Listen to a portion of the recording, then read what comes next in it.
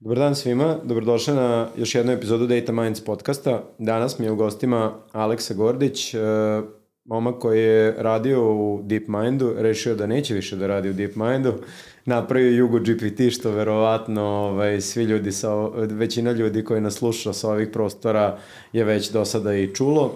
Iza Yugo GPT je Runa AI kompanija koja ima za neku misiju da napravi, da pokrije neengleski jezičke modele svuda na svetu. Slovenački ide uskoro i tako dalje. Pa dobrodošao, Aleks. Hvala na pozivu. Ja bih počeo često sa gostima, tako i počnemo, jer mislim da je to dosta zanimljiva tema. Taj neki tvoj karijerni put. Radio si u Microsoftu i u Googleu. Kako si posle studija našao prvi posao? Mislim da je prvo zanimljivo da se vratim samo na srednju školu, jer ja kraj srednje škole, kao i verovatno većina srednjoškolaca, nisam imao pojma što želim da radim. Samo koje si godište da stavimo u kontekst? 94. 94. Znači 29 sad imam.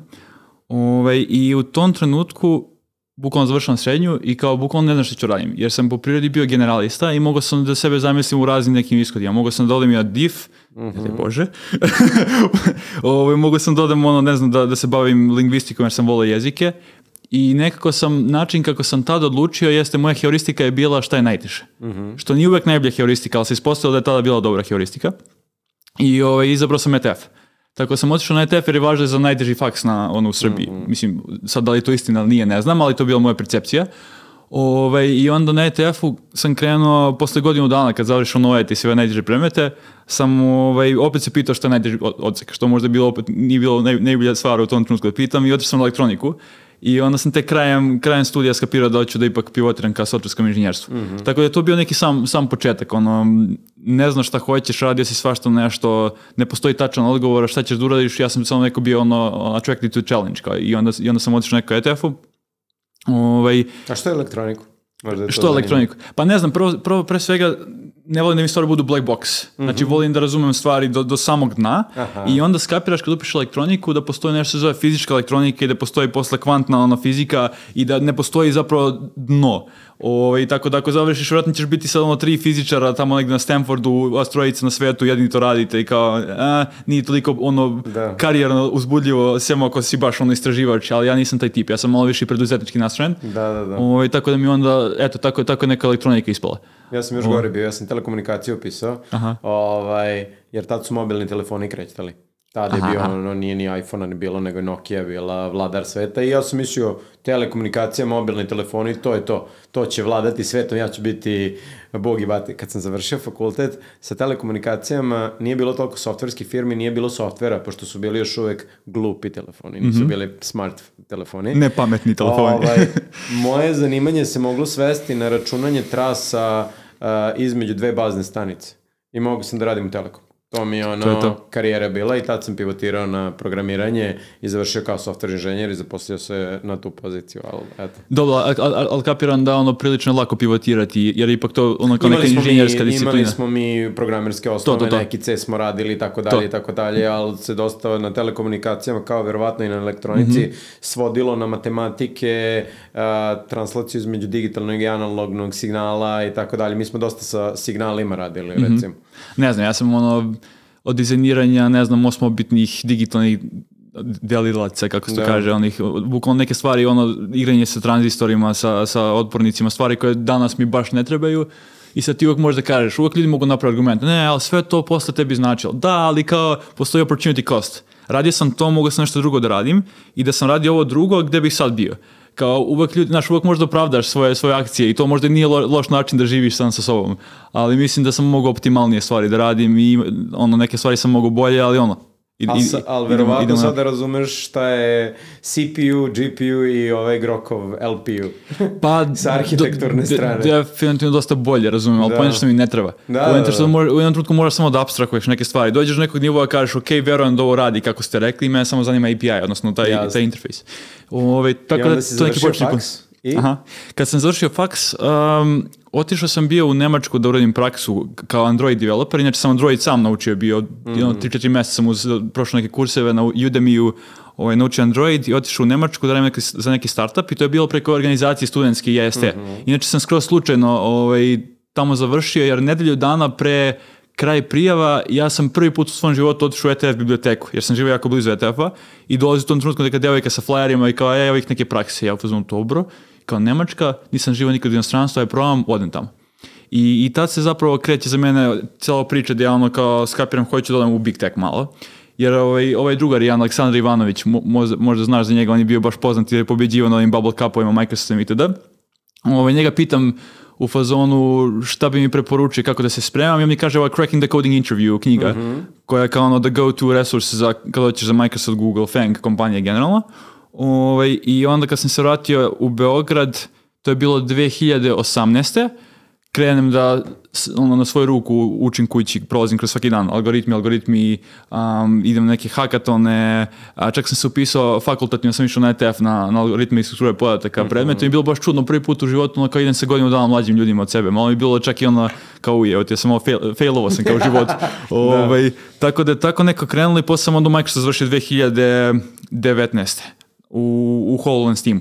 I to je definitivno bila najbolja stvar koja mi se desila u karijeri. Jer prva stvar, pošto ovdje u Srbiji nemaš toliko big tech kompanija, zapravo samo Microsoft je jedna jedina, sa Databricks ne znam da li ih računaš kao big tech, ali Microsoft je jedini zbog toga imaju neverovatno dobar talent. Da. U retrospektivi sad to vidim. Posle nego sam bio u DeepMindu, mislio sam glorifikovao sam malo stvari, zapravo sam skapirao što se tiče softverskog inženjerstva, ljudi u MDCS-u su jako dobri i jako su dobri radnici. I generalno Srbi, for better or worse, jako smo dobri radnici, ali smo zato jako slabi preduzetnici i nemamo uopšte taj duh, nemamo taj startup environment uopšte ovdje razvijen i taj mentalitet koji je malo drugačiji, ali smo zato izuzetno lojalni i zato imaš ljude koji po 7-10 godina provedu u Big Techu, da im ne padne na pamet, hej, mogu da uradim ovo i možda mnogo više novca da imam. Čak i da radiš u Srbiji, čak i da ne radiš za MDCS, da radiš za neku SF kompaniju remotely, pravi bi mnogo veće pare nego što radi Microsoft. Ljudi to ili ne razumeju ili nisu nikad podigli glavu da razmatraju te stvari, ili im nije toliko stalo do novca, što sve su to razlozi. Delimično mislim da nam fali škola, nemamo tu kao biznis dobre škola, a delimično mislim da nam fali funding, to je kapital. Apsolutno. I VC zajednice. I VC zajednice kao pokretač. Ne verujem da ljudi nemaju ideje, samo na prste možeš da nabrojiš gde možeš da dobiješ neku finansijsku podršku ako imaš određenu kvalitetnu ideju. Apsolutno. Čitao sam skoro neku knjigu baš o VC-evima i o istoriji VC-eva u San Francisco, u Silicon Valley i baš sam skapirao, oni su mnogo bitan uticaj i ne ishod trenutnog ekosistema u Silicon Valley imali. Jer oni su ti povezivači, oni su mreže. Jeste, znaš, mi kao inženjeri volimo da posmatramo te ljude kao nižim na neki način, u smislu što on samo ide i prodaje i samo priča s ljudima i to mu je kao čitav posao. A kao nevjerojatno je bitan taj network i da povežeš dobru osobu sa dobrom osobom nastane nevjerojatna stvar. I tim ljudima je čitav posao to da pričaju sa pametnim founderima i da ih spajaju i da im daju novac da rade neke ideje koje su totalno lude. I to definitivno nemamo ovdje, ali kultura je definitivno jedna od najvećih stvari. Nemamo kulturu da razmišljamo o tome da, hej, tebi je ovdje vrhunac, ja sjećam se kakav sam ja bio, meni je bio vrhunac kao uspeha životnog da završim u Microsoftu. Da. Kao ljudi, postoje stvari i posle toga, postoje stvari, znaš, možeš napraviš svoju kompaniju i da imaš mnogo veći finansijski uspeh i ne samo finansijski, nego mnogo više da naučiš. Jer kad moraš napraviš nešto samo, mislim ti znaš to odlično sa Smart Catom, koliko si naučio stvari praveći neku veliku kompaniju. Tako da ima tu dosta raznih tih nekih puteva koje neko ni ne razmatramo. Toliko, većina nas. Razmatraju pojedinci, da. Pa da, većina. U Microsoftu si znači dotakao prvi put, ako dobro razumem, AI svet, da si negde baš radio na computer vision, ali tako HoloLens je, rekao si nije... Mixed reality. Mixed reality. Da, znači to je uređaj efektivno koji staviš na glavu i vidiš 3D holograme u prostoru oko sebe i prostorno su stabilni, znači kad se pomeraš oni dalje stoje tu kao da je fizički objekat, zato je kao mixed reality, jer ti kao prolazi ta veštačka realnost u fizičku, a da je VR onda si skroz immersed, tako da je ovo negdje između. I onda, pošto je to computer vision, svi ti problemi su toliko kompleksni da ne možeš da ih rešavaš tradicionalnim computer science algoritmima, nego moraš da koristiš neuronske mreže. I onda mi to samo bio prvi kao exposure, kao machine learningu, i onda sam ja krenuo u slobodno vreme, pošto sam vidio da na poslu zapravo naučim dovoljno koliko želim te stvari. Jer ne mogu, neko mi sada task, treba da radim neke vizualizacije sa labelarima, podaci, ja nemam tu vremena da naučim ono što zapravo želim da naučim.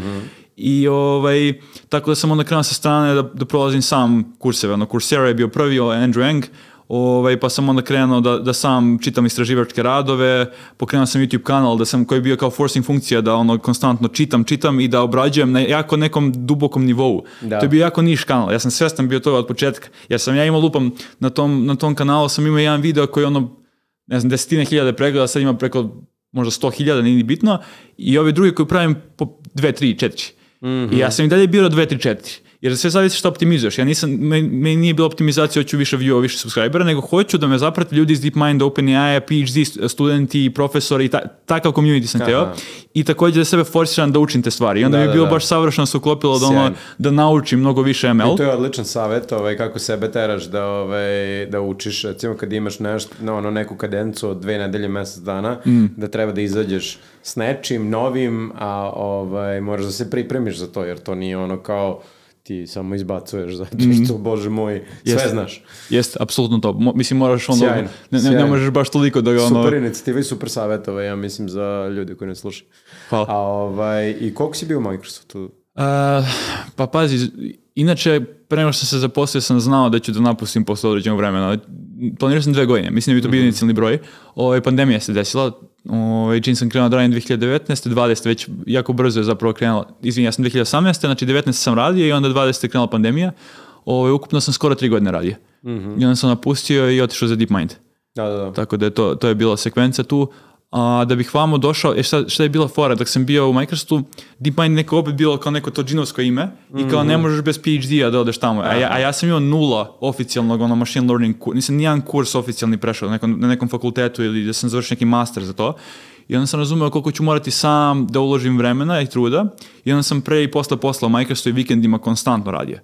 Novi projekti, čitam nove radove, blogove, šta god, čitam knjige, da bi došao do tog nivoa da odjednom Petar Veličković, moj drugar i znam da se znate, me je referisao i bukvalno posle pola sata se javio intervjuer i rekao, znam Aleksu, pratim ga na LinkedInu, i to je bilo petak, u ponedeljak, nema boljeg PhD od toga, da, mislim da, i onda u ponedeljak bukvalno su krenuli intervjui. Bukvalno znači petak za ponedjeljak, zato što sam već kao napravio a to mi je bio i cilj zapravo, tako da nije samo in hindsight, nego sam i planirao, kao što sam rekao, baš sam targetirao taj community i to znanje i onda sam prihvatio da ima manji kanal, ali da bude baš tech. Sjajno. Super. Tako da je to neka I DeepMind je zapravo bio research rola, gde si to što si radio vikendima i van radnog vremena, vrlo verovatno sad mogu da radiš na poslu, je li tako? Tu si učio ili je li taj research posao stvarno open-ended research ili tu, to je dosta meni zanimljivo inače da ti ispričaš, jer ljudi misle da kada si u researchu tu nemaš nikakve rokove, tu neko samo baca pare i ljudi će da se igraju. Ja mislim da to baš i nije tako. Pa postoje takve role, zapravo. Da, postoje ljudi koji su bukvalno samo treba razmišljati napred 5-10 godina, ali to su uglavnom pojedinci, leaf nodes u hijerarhijskoj strukturi da nemaju da menadžuju ikoga, ali su jako visoko u hijerarhiji. Znači bude bukvalno L7, L8 nivo lik, tipa Alec Redford iz OpenAI ili Alex Graves u DeepMindu su jako seniorni ljudi, ali nemaju niko ispod sebe i samo smišljaju tako neke ideje i nemaju nikakav pressure, jer su već napravili jednu stvar koja je toliko velika, da već toliko prave kompanije da sad sve što radiš je bonus. Da. Ali to je retko. U DeepMindu je bilo malo iskreno love and hate, jer je to opet sad naraslo među vremenu na veliku kompaniju. To je sad 1000, kad sam ja došao, možda 1300 ljudi. Samo u DeepMindu. Samo u DeepMindu. Dobro. To je bilo pre ovog mergera sa Brainom. Tako da tebi opet, ako ti zapadne dobro, zapalo ti dobro, ako ne pomeraš se tako lako okolo. Jer ipak veća kompanija. Sem ako si došao kao mnogo seniorna osoba koja već ima 50 godina iskustva, što ja nisam bio. Tako da sam zapao na projekat sa kojim nisam bio zapravo toliko srećan, ali sve ostalo je bilo toliko dobro da je net iskustvo bilo super. Jer sam imao priliku da upoznam sve te ljude koje sam nekad posmatrao kao idealizovao sam ih, ne znam, Rich Sutton koji je baš legenda u AI svetu.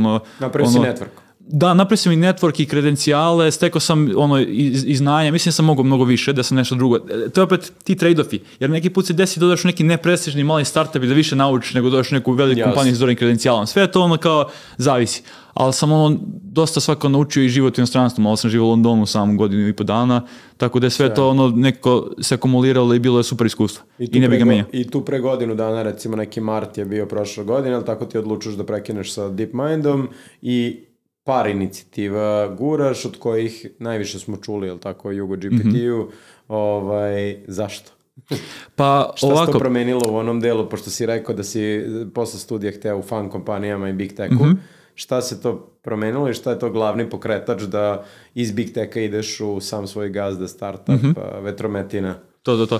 Pa mislim, pomenuo sam za Microsoft da sam imao kao 2 godine koje sam sebi dozvolio da ostanem tamo. Nisam nikad želeo da potpadnem u onaj golden handcuffs moment i da ostanemo 7 godina u Microsoftu, jer ljudi budu fazonili kao da, ostaneš 2 godine, onda promeniš tim i budeš još godinu, 2 i uvek možeš da promeniš. Naravno, Microsoft je svet za sebe. To je toliko postoji kompanija unutar Microsofta da možeš da ostaneš ceo život tamo, ali opet je veće učenje kad promeniš kompaniju. Skroz drugačija kultura i tako da mi isto bili za DeepMind. Koliko god je to veliko ime, ja sam znao, nikad me nije privlačilo da se penjem hijerarhijskim lestvicama. Mnogo sam išao fazonili, idi napraviš svoje, pa onda ako se mergeruješ, ćeš da budeš na vrhu te lestvice. To je kao shortcut deo. Ako već optimizuješ, ako ti cilj da optimizuješ penjenje po lestvicama, to je možda bolji pristup ako znaš da možeš da uspješ start zapruti. Tako da opet mi je i to bilo onda smislenije da idem startup varijantom. Tako da eto, tako sam se odlučio, jer sam morao sam da probam to dok još imam 20-29 godina, da vidim kako izgleda raditi nešto da sve zavisi samo od tebe. Jel ti prva inicijalna ideja bila large language modeli, ne znam, na englesko područje, ili ona nastala u tih godinu dana raznih pokušaja? To drugo u principu, jer polako su evoluirale ideje. Prva je bila taj Ortus YouTube AI Buddy sam ga nazvao, cijel sam napravim AI first video platformu. To mi je bio cilj. I premisa je bila da ako uključiš ove neke razne stvari koje AI sada omogućuje ljudima, da će to napraviti interaktivnije, zanimljivije iskustvo sa videima. Ispostavio sam bio jako u krivu, jer većina ljudi kad gleda video su pasivni. I ne žele sad da oni pitaju agenta, hej, odgovori mi na ovo pitanje. To samo, mislim da je jako mali procenat ljudi koji će da budu tako interaktivno, da uče i da budu engaged tokom videa, većina samo Coca-Cola, kokice i gledaju nešto. Mislim, malo hiperbolišem, ali to je to. I onda zbog toga ne postoji tu zapravo, makar me i deluje, možda će biti za par godina, ali sada ne postoji tržište za tako neku platformu, a ovo što sam ja napravio bio samo MVP. Znači ja sam to počeo kao umjesto video platforme da ja napravim infrastrukturu, a još ne znam da li ljudi žele ovo. Ja sam napravio ekstenziju, napravio sam ekstenziju za YouTube, vidio sam kako ljudi koriste na početku zbog mog community, jer imam sad dosta ljudi i na LinkedInu i svuda. Dosta ljudi je krenulo inicijalno, imao sam baš brz rast, prvih mjesec, 2, to je raslo 1000 dnevno i onda sam stalo. Jer kao ljudi skapiraju, ok, koristimo, ali vidim 2-3 puta nedeljno, pa onda jednom nedeljno zaboraviš kao fazono. Još jedan novi alat. I onda gledam dobar savjet od YC, generalno Y Combinator ljudi, jeste da ako želiš nešto za sebe, to treba da napraviš. I ja sam skapirao da je čak i meni taj alat, jako brzo sam skapirao da ono kao, ponekad mi treba, stvarno mi treba. Tipa, ja sjećaš u nekom videu je bilo ona informacija, kao sad bi baš volao da odem tamo i da pretražim, ali to je toliko retko da ne može da napravi sustainable business model.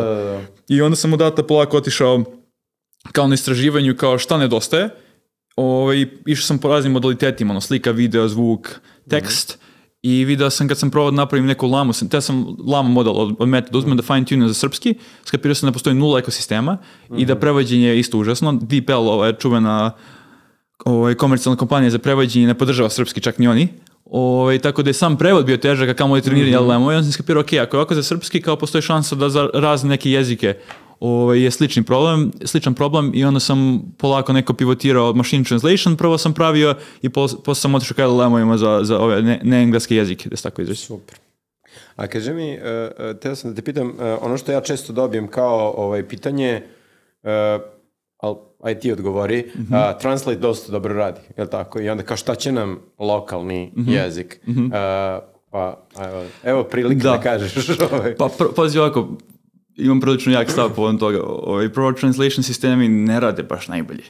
čim odeš van, ono, kao što sam rekao, 2-3 ta neka baš high resource jezika, ono, s nemačkog na engleski ili obrnuto ili tako nešto, to već ne radi. I najveći failure sa tim sistemima koji prevode jeste što nemaju common sense. Odnosno, prevašće ti, uzmeš, kažeš, prevedi mi Green Day i on ti prevede kao ono zeleni dan. Aha. I izgubiš totalno ono kao inicijalno značenje reči kada prevodiš. I to se ne dešava samo... To se čak i sa engleskog na nemački desi. I to je veliki problem zapravo. I to je ono što LLM-ovi, odnosno veliki jezički modeli rješavaju. Da. Jer oni imaju baš kontekst. Imaju znanje o svetu, imaju kontekst i onda ono, kako bih ja rekao, sad ne znam koliko dolazim u tehničke detalje, ali ti prevodioci su trenutno ti encoder-decoder transformeri. Način kako LLM-ovi rade, što je opet ista arhitektura, ali drugačije se trenira, omogućava im da dobiju te common sense i da budu bolji za prevođenje. Tako da ja mislim da će veća šansa da bude da će LLM-ovi raditi prevođenje nego što će današnji machine translation sistemi se popraviti da budu malo bolji u tome.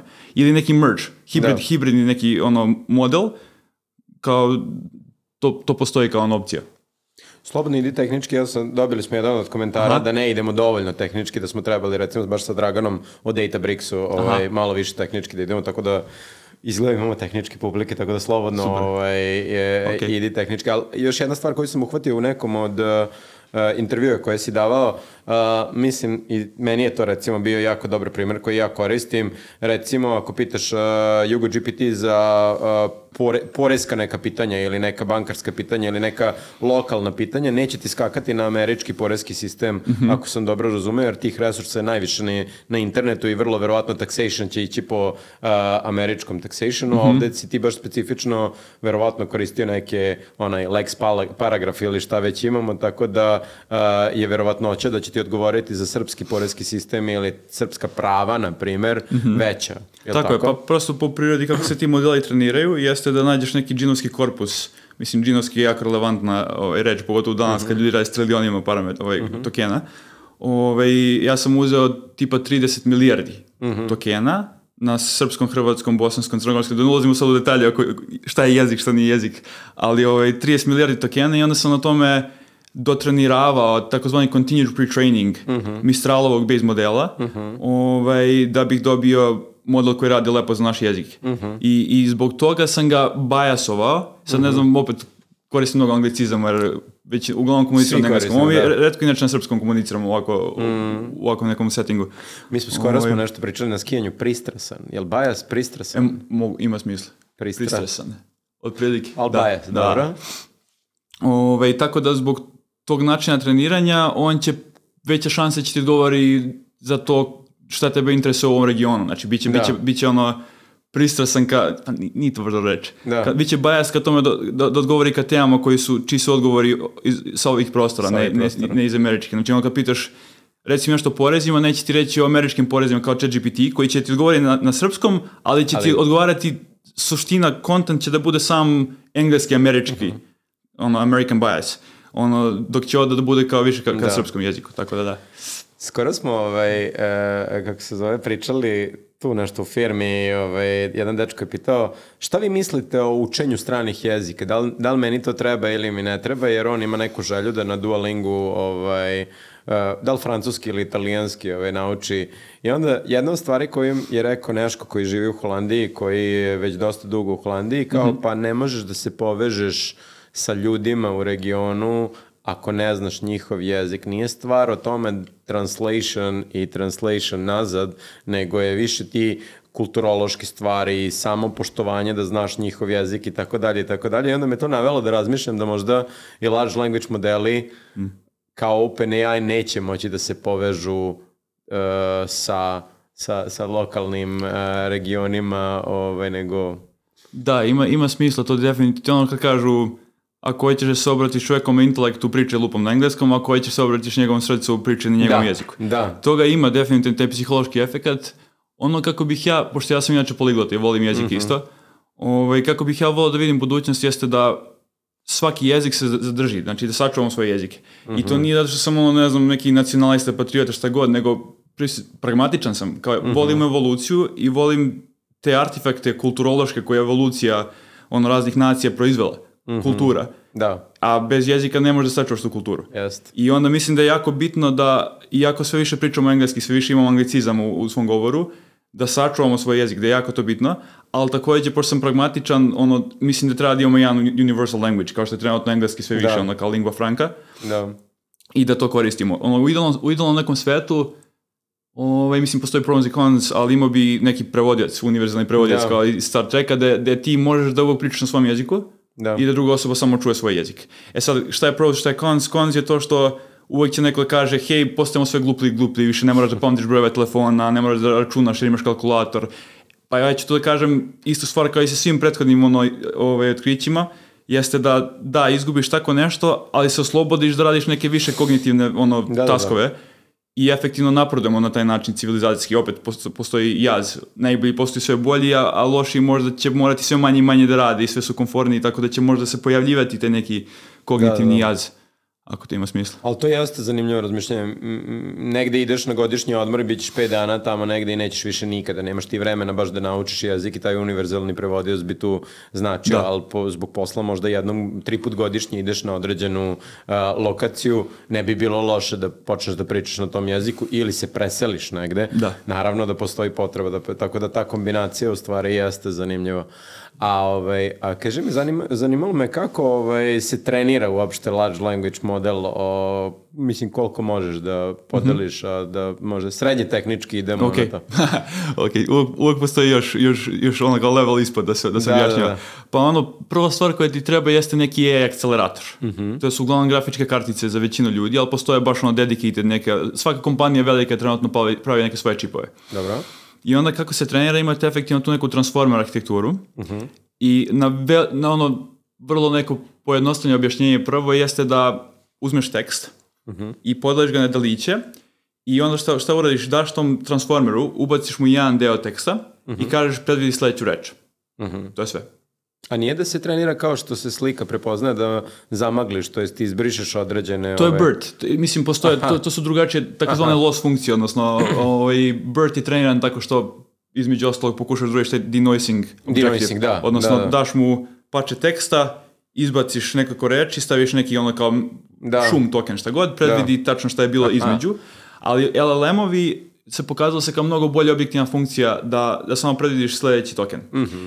I verovali ili ne, to je sve što je potrebno. Znači, samo što moraš da imaš trilijone tokena, pričamo je token sinonim za reč, efektivno. Treba da imaš desetine hiljade grafičkih kartica GPU-ova i treba ti nedelje i nedelje i faktički ceo kontent sa interneta da bi taj model postao dobar u rešavanju svega što danas pitate, ChatGPT ili šta god. On je naučio te osobine ne tako što je eksplicitno treniran. To je što je najlepša stvar oko svega ovoga. Znači, ne znam koliko većina ljudi vjerojatno nije svesna da samo na osnovu predviđenja sljedeće reči ovaj model nauči da sumarizuje, da ti odgovori oko matematike, da ti reši matematički problem, da ti reši neki coding assignment, šta god. I kao najbolje objašnjenje koje sam do sad čuo zašto to radi jeste od Ilije Seckivera, koji je jedan od osnivača OpenAI-a. I šta je fora? Zamisli da imaš neku dugu detektivsku priču. I traje, ne znam, desetine, stotina strana. I imaš razne neke tu junake i osumnjičene. I na zadnjoj strani knjige dolazi detektiv, okuplja sve osumnjičene i kaže skapirao sam ko je ubica je. I ti sada da bi predvideo sljedeću reč. Najlakši način da to uradiš jeste si razumeo cijelu priču, svih 100 strana. I onda zbog toga efektivno ovi modeli uče da rešavaju probleme.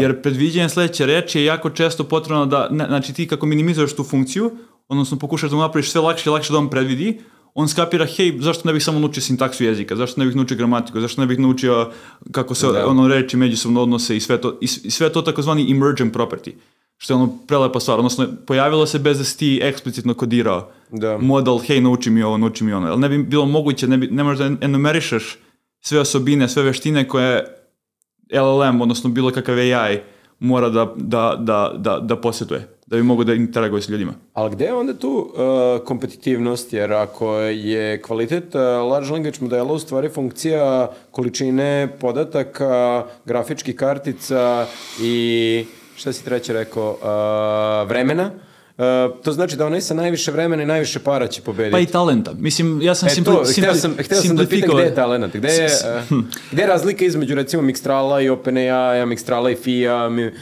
Lame i tako dalje. Šta je to što čini... Diferencijator, da. Pa znaš kako, to je bukvalno pitanje, ako odeš na tech Twitter, to je glavna stvar koja se priča, kao where is the moat, gde je kompetitivna prednost. I odgovor je da ne postoji mnogo do na to svi ti faktori koji si pomenuo, brzina izvršavanja. Znači da imaš što više novca, što više grafičkih, što više podataka, što sintetičkih. Sad tu postoji, neću da omalovažim značaj istraživanja, jer i dalje moramo da razumemo da nismo mi rešili, mi ne znamo kako da napravimo generalnu inteligenciju, AGI. Da. Tako da i dalje je ovo sada neki možda lokalni optimum da se mi takmičimo malo race to bottom i da radimo svi iste stvari ili slične stvari, ali za 5 godina možda se napravi diferencijacije i ne znam, neka kompanija interno skapira neko parče istraživanja, evo kao Mamba recimo, nove arhitekture, da nije samo transformer, i odjednom imaju prednost, kompetitivno. Tako da talenat, imati ono in-house research kao tim, je nezamenljivo efektivno. To je prednost, ali ne možeš da vidiš trenutno u lokalnom optimumu gde je samo ono kao imaš cilj ispred sebe i ko će brže da trči tamo i kao, znaš, tako da je on... Da, mi kad smo par puta RAG implementirali, taj Retrieval Augmented Generation, da od chunkinga i strategije kako ti u stvari taj tekst formatiraš i kako biraš tokene, zavisi sam output, je li isto i kod treniranja large language modela, da ti u stvari primenjuješ određenu strategiju kada ti podaci ulaze i tokenizuješ ih. Pa, postoje razne strategije, ljudi uglavnom random neku permutaciju naprave i onda svaki put šafluješ cijeli dataset. Odnosno, počneš kako god ti da dataset, tako prođeš kroz njega. U sljedećoj iteraciji uzmeš paragraf, recimo, i samo ih šafluješ, nemam bolji izraz, ali postoje i bolje strategije, opet to je neki prostor gde ljudi istražuju trenutno što je najbolji način, kako treba da daješ podatke iz tog velikog dataseta svom modelu, tako da mu loss. Pri čemu se to direktno, manji loss se prevodi direktno u bolje ponašanje po svim taskovima koje nas interesuju kao civilizaciju. Da. A pomenuo si neke jezike koji nisu ni pisani i tako dalje. Skoro je bila ona neka objava, da li, jer OpenAI-ev language model da je naučio na jedan jezik koji priča 70 ljudi. To je bio Gemini. Gemini model od Google, DeepMind baš. Kako se to desilo? Kako je moguće da je naučio jezik? Pa to je ta fora, jer ti datasetovi su toliko veliki da imaju stotine jezika. Za početak da samo razumemo, taj jezik je postojao u korpusu. Iako je jako mali taj dataset, postojala jedna knjiga, samo jedna knjiga postoji, inače jezik valjda nema uopšte nema i pisani trag do na tu knjigu koju je napisao neki profesor koji se interesuje jezikom. Da. I to je već bilo dovoljno jeziku, modelu da pomalo pohvata paterne. I onda ti kad mu sad daš ceo dictionary, ceo rečnik, on onda može da na osnovu toga i svog znanja, korišćenja jezika, generalno drugih jezika, da to prenese i na taj jezik i da uradi prevođenje. Sad ne znam koliko je to savršeno. To uvijek može bude PR, malo moment koji kompanija izbaci čisto da bi profitirala, tako da teško je tu razgraničiti dok ne nađeš čovjeka koji priča taj jezik pa da on kaže. Ali mislim su radili zapravo i neki human evaluation, da su doveli zapravo ljude koji pričaju taj jezik da ocene kako se ponaša sistem i mislim da su bili prilično zadovoljni, ako se sjećam. Da. A taj dataset, imamo grafičke kartice koje kupimo, jel tako, imamo, ali dataset, jesi se interesovao malo za AI Act, prava i ostale stvari? Koje je tvoje mišljenje o tome? Pa škakljiva ta tema? Nije škakljiva, nego nisam previše, jer prosto imaš toliko vremena u danu i moraš se fokusiraš na neke stvari i to je efektivno nešto što možeš da postaviš karijeru samo tome, jer je to mnogo više u sferi, legalnoj sferi, u primjeni na AI domen, nego što je to sad AI osoba treba da se bavi time. Znači tu mnogo više ima smisla neko ko ima legalno znanje i širinu, da se postoji tu, mada treba bude naravno kolaboracija raznih eksperata i sociologa i ovih i onih i inženjera i ljudi koji se zapravo bave time.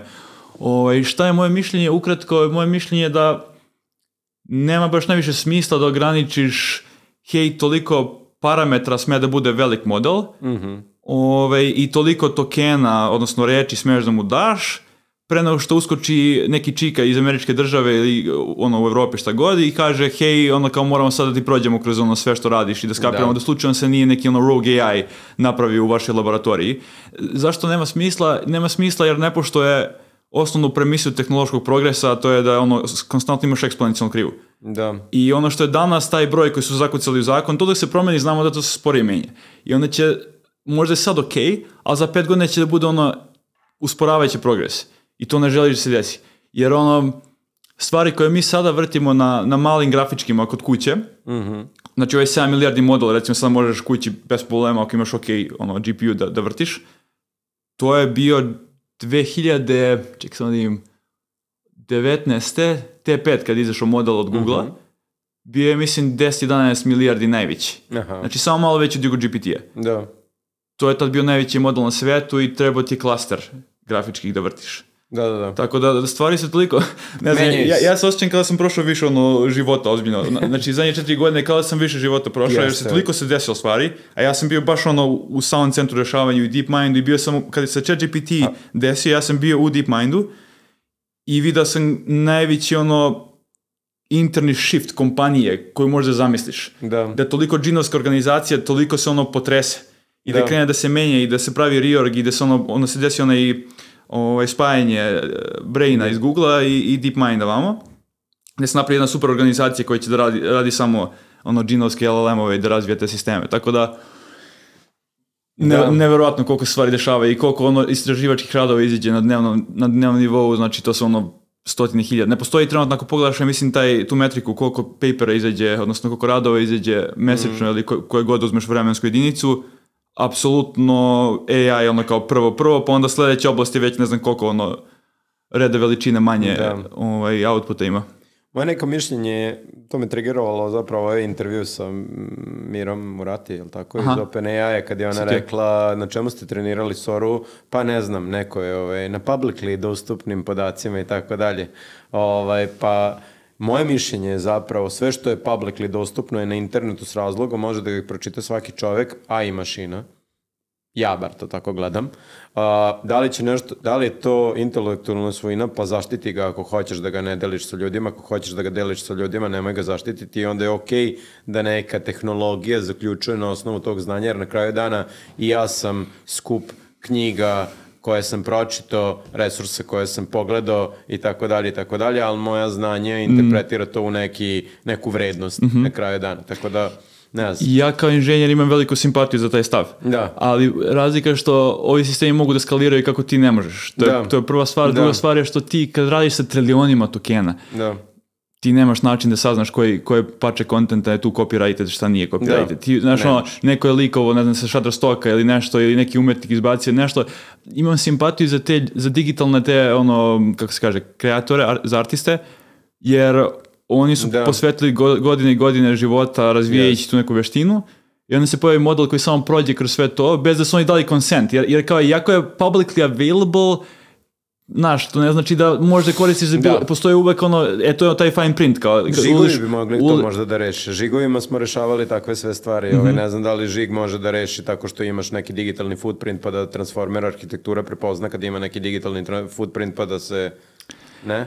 Da, ali šta sprečava neki startup da samo skinete žig i da bude u fazonu, ja sam ga tako našao. To je virus I found it. Virus antivirus priča. Kako žigovi budu napredovali, tako će se skidanje žigova napredovati. Da, igra mačka i miša, ali poenta je, mislim da imamo benefit kao civilizacija i uvek se dešava, uvek će biti, pojavi se neko novo tehničko otkriće i dosta poslova koji su postali do tada postano obsolit, postano nebitni više.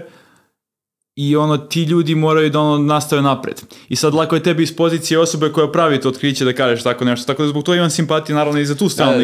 I tema je takva da idealno bi bilo da imamo ove sisteme, da se ne desi slučajno da sad moraš ti da za svaki token da moraš nekoga da pitaš, jer to ne skalira. Ne moraš ti da pitaš svakoga, ali također da na neki način imamo participating economy, odnosno da sav taj profit koji se generiše od strane velikih tech kompanija na neki način se vraća kao da dovoljno ide i tim ljudima koji su doprinijeli tome malo, ali doprinijeli su. I onda, to je sad kako napraviš nove ekonomske modele i to je generalno pitanje koje kad dođemo do super inteligencije, će biti od fundamentalnog značaja za civilizaciju, kako da se dogovorimo da li ćemo da imamo neki universal base income, UBI, kao da svako ima neko određeni novac, ali to ima opet svoj gomilu pros and cons. Nije jednostavno pitanje. Uopšte nije jednostavno pitanje. Meni se svidelo, u San Francisco sam tu bio sa nekim Mihajlovim poznanikom, pa smo pričali, kao neki svoj digitalni novčanik, da si ti vlasnik svojih podataka. Bilo šta, bilo to. Tvoji klikovi, tvoji impressioni, tvoj digitalni content, tvoj content creation i tako dalje, tako dalje. Sve te platforme su stvari integrišu sa tvojim podacima. Ti imaš neki integracioni point gde na Facebooku izbacuješ sliku koju uploaduješ u svoj digitalni novčanik, a ona je samo tamo prikazana i to otvara neke nove use case-ove, recimo switchuješ sa Netflixa na Disney i samo pustiš Disneyu svoje klikove, impressione i personalizaciju i ti odjednom dobiješ u danu jedan serije koje stvarno hoćeš da gledaš jer si ih na Netflixu naučio i to mi se onako dosta svidelo jer onda ti imaš svoje podatke, ali to je tek tehnički, ovo je teško rešiti, ali mi deluje pošteno, jer onda ti svoj drive ukačiš nekome i kažeš važi, nema problema, treniraj, nema... Ja prvi volim kad mi neki alat preporučuje nešto, ja nemam problem s tim, samo bi ja volio da sam u kontroli. Da, ima smisla i tu potencijalno postoji prostor za blockchain, kad imaš tako trust i da možeš da imaš ledger i da ubacuješ te svoje podatke negdje, mislim naravno, sem ako nisu privatni. Slažem se da je to potencijalna opcija. Problem je što kad to radiš, da smo mi to da preformulišem, znači da smo mi to do sada radili, onda ti danas ne bi imao LLM-ove. Jer baš poenta to što svi kad to nekom javnom domenu doprinosimo, je razlog što neko može da dođe da skrepa internet i da pokupite podatke i da istreniraju modele. Tako da opet naša mači se dveštrice i svaka odluka, ljudi moraju da razumiju stvari nisu jednostavne i nisu monolitne. I da za svaku odluku postoji set perspektiva kojima to ne odgovara i set perspektiva kojima odgovara. Ali mislim da ne smemo da usporavamo progres tehnički, jer jedini način da rešimo čak i probleme koje je tehnologija do sada izazvala jeste bolja tehnologija, ne manje tehnologije. To što ljudi ne razumiju, mislim, prilično je jasno u krugovima u kojem se ja krećem je drugačije, kao opet na nekom svom bablu, ali kao ako ćeš da rešiš i ne znam, i rak i klimatske promjene i svašta nešto, koji je najlakši način to uradiš. Pa ako napraviš super inteligenciju koja je kontrolabilna, da ne postane kao loša inteligencija, ti možeš to da koristiš da nam pomogne ili kao asistent fizičarima, matematičarima, programerima da napravimo bolje sisteme ili ona sama može da pravi. Ja poredim sa nuklearnom energijom. Mislim, imaš atomsku bombu, ali imaš i nuklearne elektrane koje stvarno jesu dobar izvor energije. Tako da isto je to, sigurno je tehnički progres koji će nam otključiti mnoga vrata. Naravno da će se naći neko ko će iskoristiti, ali bože moj. A pomenuo si da si bio u Google-u kada se desila ta najveća transformacija kompanije. Ne znam koliko možeš da pričaš, koliko hoćeš da pričaš o trenutnom landscape-u tih velikih i OpenAI-a koji je challenger i da daš neko svoje mišljenje trenutne scene, više kao posmatrač, ne kao insider, mislim ne bi to ni smeo da pričaš, ali više neko tvoje mišljenje. Pa ništa, kao što smo malo prerekli, trenutno je baš ta trka do dna, jer sve kompanije prilično konvergiraju ka sličnim modelima. Evo sad ako si vidio Claude 3 je izašao od Anthropica i sad opet imaš te evaluatione koje ti govore kvantitativno koliko je koji model dobar, ali to se lako hakuje i onda nismo zapravo sigurni dok ne koristiš, ali deluje ne samo na osnovu toga, nego na osnovu tech Twittera, ljudi koje ja pratim tamo, da je generalni konsenzus da je Claude 3 potencijalno i bolji od GPT-4. I to je to je do pre godinu dana bilo nezamislivo da kao da neko kao nadmaši, ali pazi, godinu dana u AI svijetu je baš mnogo. I tako da možda preformuliš i kažeš wow, trebalo je celom svijetu godinu dana da sustignu OpenAI. Zamisli koliko su prednosti imali u već kompetitivnoj sferi. Tako da imaš kompanije Anthropic, DeepMind, OpenAI, imaš i Cohere, imaš svašta nešto, ali ove tri su u principu glavne i one kao i Meta koja s druge strane ima skroz drugačiju politiku. Znači s ove strane su to ti proprietary modeli, odnosno modeli koje neće nikad podeliti te težine tog modela, parametre tog modela. To je ta ekipa, znači OpenAI, Anthropic, DeepMind, a vamo imaš Metu koja je uzela skroz drugačiji pristup i to mi se sviđa mnogo kod Zuckerberga, što baš je nekonvencijalni pristup stvarima ima i mislim da ima smisla to što radi, jer ako pogledamo istoriju softvera, za te neke stvari, za infrastrukturu, pobeđivali su open source projekti. Kubernetes, Linux, šta god. Mislim, Linux za infrastrukturu pričam, ne pričam za consumer, jer na kraju dana Windows više ljudi dalje vrti nego Linux, naravno. ja nisam ni u jednom kampu, jer ima malo balansiraniji pristup tome. Ekonomija smo, bit će potrebe za jednim i za drugim. Mislim da je zdravo i da je dobro da imamo jednog i drugog. Sve dok jedan ne prevagne previše. Mislim da je dobro. Sad, to je sada gde imamo te modele koji su alati. Ali kada dođemo do zapravo generalne inteligencije, znači AGI ili super AGI, tu se možda menjaju malo stvari. Jer kao nije očigledno koji je najbolji pristup. I zato svako mislim da treba da imamo kao civilizacija dva beta koje pravimo paralelno i kao možemo da forkujemo potencijalno, razumeš, ako jedan je kao failing, skočiš na drugi track i nastaviš napred. Tako da mislim da je jako bitno i nisu mi jasni ljudi koji su samo open source, kao ne, kako vas nije sramota, kao sve open source, brate ljudi, ovo je for profit business, kao platili smo milijarde dolara i sad ću ja tebi dam kao weights jer sam kao šta, ja nisam kao I tu se ja mislim i krije i odgovor zašto tako.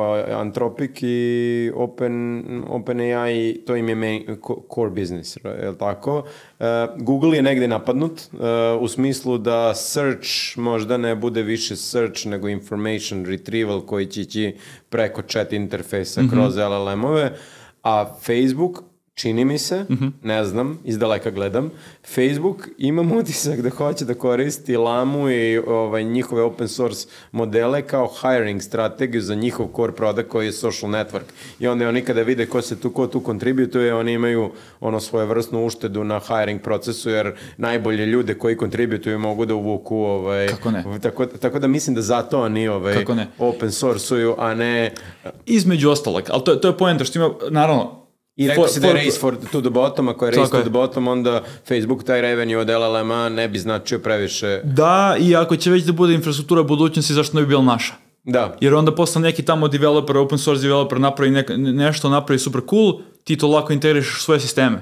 Tako, vamo nije kompatibilno s njihovim sistemima. Tako da želiš da budeš pobednik u toj trci, iako je tu gubiš novce. Srećan po oni imaju svi delove biznisa koji im plaćaju za to.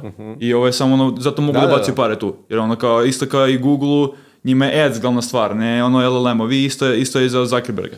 Tako da imaju potencijal to da urede, ali apsolutno se slažem, ljudi ne razumiju kada for profit kompanija te veličine izbaci open source model, to nije dobročinstvo. Mislim, ima i tog aspekta. Ima tu stvarno ljudi koji su altruistični, hoće da doprinesu kao public good i sve to.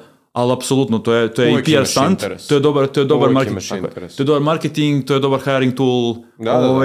Istorijski, evo gledam, zašto je Apple sad menja strategiju svoju? Krenuli se sad skoro oni da baš sam teo da u ovom segmentu trashujemo velike, hteo sam još o Apple-u i Microsoftu, tako da zanima me baš i tvoje mišljenje zašto Apple ćuti. Pa ne, evo sad su baš krenuli da izbacuju i frameworke i svašta nešto i nove neke radove izbacuju i poenter su skapirali, hej ljudi, mi ne možemo privučiti najbolji talent na svetu. Da.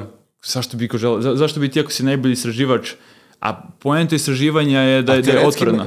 Po meni su u najboljoj poziciji. Imaju device, imaju Siri, koja može da bude bolja. Mislim, postoji dugo vremena, ali imaju device koji teoretski ima jako puno podataka o nama. Oni mogu ličnog asistenta da stvore, barem i deluje na papiru, ako hoće. Mogu, ali takođe Microsoft ima Cortana i Google ima Google asistenta, svi oni imaju nešto. Koliko zapravo ljudi koristi Siri, ja nisam siguran da je to, znaš, kao it exists, znaš, da, postoji, ali kao, znaš,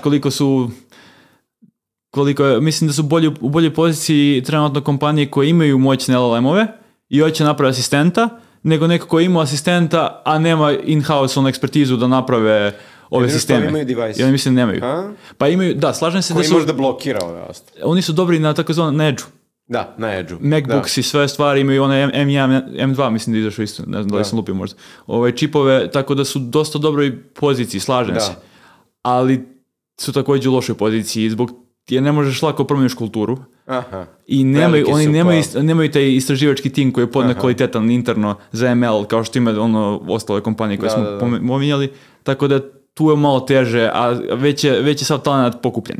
Tako da sad bi dovukao moraš po 10 miliona compensation pakete bukvalno ljudima da im daješ da bi ih privukao boljim ljudima. A viš što je zanimljivo, kako se zove, moj Matin put u Smarketu je počeo kroz Cassandru. I mi smo i komiteri bili na Cassandru i dosta smo radili sa DataStacksom i Cassandrom i tako dalje i tako dalje. I Apple je pokupio najbolji talent iz DataStacksa zato što su imali najveću infrastrukturu inženjersku Cassandre i dosta dobar streaming i inženjerski tim i tako dalje i tako dalje. Kako to da su tu uspeli da pokupe talent i osete, čak je Apple bio jedan od, kada je DataStacks oslabio, Apple je bio najveći kontributor na Cassandra open source granu. Kako su tu uspeli, a nisu uspeli u ML-u i na research delu? Pa mislim, ako ćemo tako, kako Microsoft nije uspio da pobedi kako se zove, operativni sistem na mobilnim telefonima. Mislim, to je najveća tragedija prva, ja mislim, u big tech svetu. Kao, ima si Windows i pojavlji se mobilna tehnologija i pobedi Android i iOS. Tako da imaš, ne prenosi se. Svaka nova prilika je nova prilika i tu imaš, kako se zove to beše, Investor's Dilemma, tako beše? Da. Tako i IBM otišao u zaborav efektivno, tako što se pojavi nešto novo. Nokia, i sada Kodak, i ti sad imaš nešto, već deo biznisa koji ozbiljno radiš na tome i donosi veliki profit i sad ako se postaviš ovome, to ne pomera ti kazaljku uopšte na tvom profitu i budeš fazonu kao, možda ne moram. I sljedeća stvar, ovo što je sad malo, od imam eksponencijalno postaje mnogo veliko, ovo tvoje postaje malo i onda kao, zakasnio si. Tako da se to dešava konstantno. Pojavi se nova stvar, ok, blank slate. Krećeš od početka, bukvalno. Možda će startup da pobedi te novo tržište. I to je ono kao lepa budućnost. A šta na Microsoft radi? Meni je delovalo da betuju na OpenAI sa investicijama, onda posle su tamo uzeli, jesu i Mistral investirali, pa su sada akvizirali Inflection AI. Oni su na sve idu sad. Microsoft kupi zakasnili smo na cloudu, nismo mobile pokupili, sad ćemo AI ovdje ćemo da pobedimo. Ovdje ćemo kupimo sve. Pa ne znam, mislim, Microsoft je u dosta dobroj poziciji.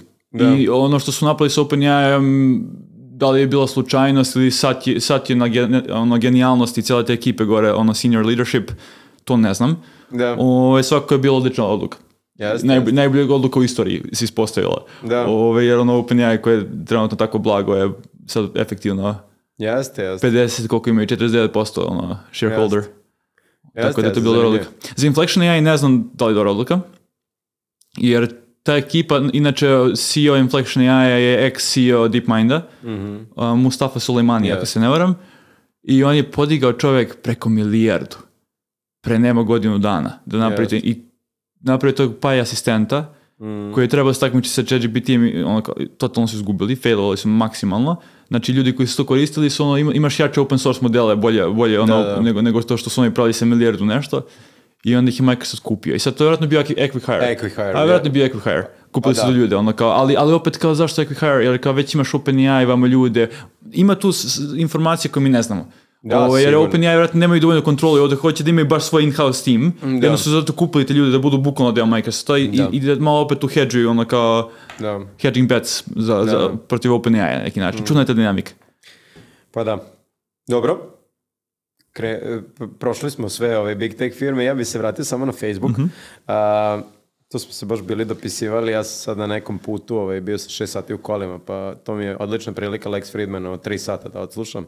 Pa sam Jan Lekuna odslušao, koji je, direktor AI-a u Meti, koji kaže da transformer arhitektura trenutno nije nešto što ćemo koristiti u budućnosti i da LLM-ovi ne razumeju, nemaju dobar model sveta.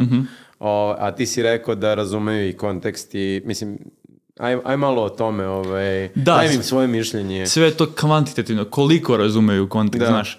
Pa ništa, Jan predlaže tu neku JEPA arhitектuru, odnosno Joint Embedding Prediction Architecture. I suština toga nije to pre svega konceptualna arhitektura. Znači to nije specifično kao pravila, treba da uradiš to i to da bi došao do toga. To je više kao neki framework. I fora je što nismo mi mnogo daleko od toga. Ti kad pogledaš kako LLM-ovi rade, znači veliki jezički modeli, oni rade u tom takozvanom output space, odnosno text space. Ti direktno predviđaš sljedeće parče teksta. Ali kad pogledaš već vision transformere, to su znači transformeri koji rade u oblasti slike, tu sliku podeliš na takozvane pečeve, te pečeve konvertuješ u neke te visokodimenzionalne vektore. I to je već neka interna reprezentacija. I ti posle na izlazu tog vision transformera, sad prekinem ako prvi ulazim u detalje, rekao sam da mogu uvek još. Ja mislim da on kaže, ako sam ga ja dobro shvatio, da mi lažemo trenutno vision deo. Da text deo radi kako treba sa transformerima, a da je image ili vision deo hakovanje. Mislim da on oba misli da ne je dobro. Jer kao, to sam sad prvo kažem, znači ovaj Vision Transformer već radi na tim, već predviđa te embeddings na neki način. Tako da to je ovo Joint Embedding Prediction Architecture. Kao, ali razumem što on govori. On govori da efektivno treba u latentnom prostoru. Znači da uzmeš neke duboke reprezentacije neuronske mreže i da tu radiš predikciju. Razlog za to je, više razloga postoji. Jedan je što ti kad gledaš sliku, ne znam, lišća, ili tako nešto, tebe ne interesuje svaki pokret svakog lista. Ti samo kao čovjek budeš uzmano, aha, evo je krošnja. Imaš taj, na tom nivou apstrakcije operišeš. I onda želiš tako treniraš i mreže. A na slici embedding piksel ili je zapravo informacija tipa cvet, ruksak, svetlo? Da li je embedding informacija ili... Negdje između ta dva. Jer ti ne znaš. To je poenta što su ti modeli black box. Ti možeš da probaš da interpretiraš šta neki neuron ili šta neki patch, to je neki vektor u sred mreže predstavlja. Ali ne znaš tačno. Znači, definitivno nije samo piksel, jer je to previše i skupo i neefikasno raditi take stvari. A također nije ovo samo kao vektor za mačku. Nije ovo mikrofon. Jer nemaš onda dovoljno vektora ako na taj način funkcioniše. Model mora da dela, imate joint reprezentacije. Tako da ta njegova arhitektura, te stvari već, te ideje, to nije neka sad radikalno nova ideja, već ljudi rade tako te neke stvari, jer samo još niko nije skalirao to. Najbliže što imamo o tome, ja mislim, je Stable Diffusion.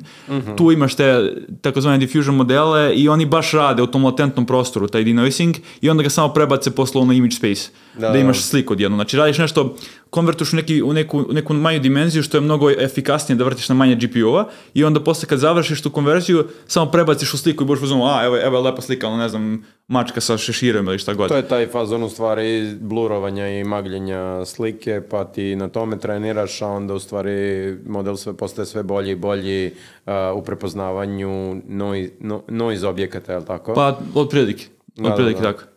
To si ti kao latentni prostor gdje teško raditi tačnu interpretaciju što se tu dešava. Imaš matematičke razloge da što to radi. I sad sve ostalo, mi smo na neki način digitalne arhitekte. To imaš ljudi, imaš ekipu čitavo iz Entropika, Chris Ola koji je prebio OpenAI-u, koji rade na tom interpretability researchu, da skapiraju. Pa su onda bilo je mnogo zanimljivih nekih primjera, kao taj Jennifer Aniston, ili tako nešto, neuron. To je postalo već u neurologiji ili kako se neuroscience, su našli takve neurone koji su zaduženi efektivno, koji se aktiviraju najviše na neku konkretnu sliku, jedne osobe recimo. I onda su uspeli da nađu u ovim raznim modelima koji smo trenirali takve neurone. Da uzmeš jedan neuron i onda probaš da vidiš, da prikažeš na slici što on zapravo reprezentuje i onda prikaže neku osobu. Ne znam, Bill Gates, ali tako nešto. Nice. Tako da za stvari koje su statistički dovoljno značajne u podacima, ako ih mnogo puta mreža vidi u podacima, postoji šansa da će iz te distribuirane reprezentacije možda koncentrisati na sve neki manji, da bude veće kompresije. Da. Ali, eto. Interesantno. Super, meni je taj deo, u stvari, tekst mi je wow, ali ko što ti kažeš, kao da živimo 16 života, tekst mi je so last year. Sad mi je baš zanimljivo šta ću raditi, šta može da se uradi sa multimodelima, jer na kraju dana i mi funkcionišemo kao bit će multimodalno, gledamo sliku, imamo neko znanje, koristimo neki jezik, razne tu signale imamo. A druga stvar koja mi je isto zanimljiva u poslednje vreme, to su zapravo dve stvari. Jedan je reasoning, drugo mi je agenti. Ajde, prvo reasoning. Isto ja mislim da li je on, sad više ne znam koga sam slušao i gde sam čitao, ali u suštini mi kao ljudi na nešto ti dajemo jako brz odgovor. Nešto što je lako pitanje. Ali nešto gde te ja pitam nešto što je dublje, treba da razmisliš, ipak se dešava neki proces u tvojoj glavi gde ti pokušavaš da iz neke memorije izvučeš nešto, pa ideš back and forth, pa onda izgovoriš nešto. Taj neki reasoning. Je li imaš ti neko možda mišljenje o tome i da li misliš da je... Možda je to tačka, po meni to je tačka neka koja nam fali za produkcijone sisteme koji se baziraju na chat interfejsu ili govornom interfejsu. Ta inače distinkcija koju si rekao, to je mislim da se zove Daniel Kahneman, možda sam mu loše ime izgovorio, ali to je System 1, System 2 thinking. Kao taj sistem 1 je upravo to što si rekao, brzo. Ti mi sam što pitaš, imam keširano već informacije, samo ti odgovaram. Da. Sistem 2, daš mi ne znam, nađi mi visinu ovog binarnog stabla, ja ipak moram da sedem na parče papira ili da promislim, da imam interni monolog da bih došao do odgovora. To je kao sistem 2, da je malo zahtevnije i treba da procesiraš malo više da bi odgovorio. I sad šta je fora? Kako ja vidim trenutno ove sisteme jeste da je meni LLM System 1 thinking. Da. Znači to je to kao, ok, uvek je konstantna computation. Ti mi daš 100 tokena. Bez obzira šta je u tim tokenima. Da li si mi dao zadatak sa matematičke olimpijade ili si mi dao neku prelaku rimu, neku pesmu gdje prelako predvidi sledeći token, model uvek ima istu količinu computationa koji treba da uradi da bi došao do odgovora. Da. I to intuitivno nema smisla. Da. Jer kao nekako, ako nešto teže, moraš da više provedeš vremena, ali tako? I onda to je, ja mislim, jedan od glavnih argumenta zašto ovo nema smisla trenutno kao paradigma za rešavanje System 2 thinkinga. Ali tu se sad pojavljaju razne stvari koje ljudi rade sa LLM-ovima. COT, Chain of Thought, ili Tree of Thought. To je kao da model efektivno pravite neke monologe sam sa sobom i ima to duže računanje i onda na kraju dođe do odgovora. Da. I to nije mnogo drugačije odnosno ono što mi radimo. Kad pokušaš da rešiš neki problem, sad ti u glavi imaš neki svoj monolog i pokušaš da rešiš i onda ideš neke razne grananje, pa odaš ovim smerom, pa razmišljaš. Ne radimo mi mnogo drugačije stvari. Tako da ja nisam skroz uveren da ovo nije pristup koji ne može da skalira ka tom System 2, samo mislim da moramo drugačiji pristup. Znači moramo da imamo, to što sam rekao, Tree of Thought ili šta god, u kombinaciji sa potencijalno extra memoryom, pa neki neural Turing machine, svašta tu nešto može se uradi, ali mislim da je LLM komponente koje će dostane. I ja mislim da je, mi smo dosta na aplikativnom developmentu, je sada, pošto smo u AI space-u i data space-u, naš aplikativni development se sada svodi na ovaj neki novi stack koji ja vidim da izlazi gde imamo dataset, gde imamo large language model kao jednu vrstu neke mini biznis logike.